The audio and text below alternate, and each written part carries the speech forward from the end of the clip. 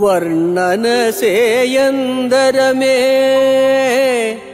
చూర్ణిత శాస్త్రార్థ భస్మ శుద్ధ శరీరున్ పూర్ణానంద స్వామిన్ పూర్ణానంద స్వరూప మోహన రూప మోహన రూప.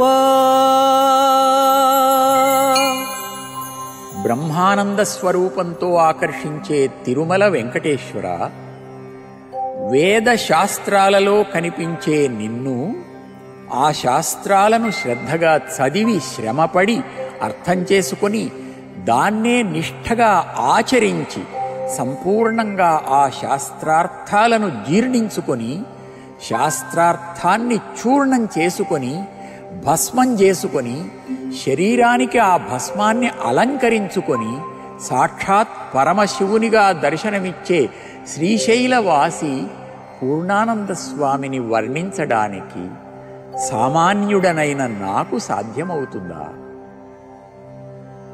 ఆ పూర్ణానంద స్వామి స్వరూపంతో నీవే కనిపిస్తున్నావు స్వామి.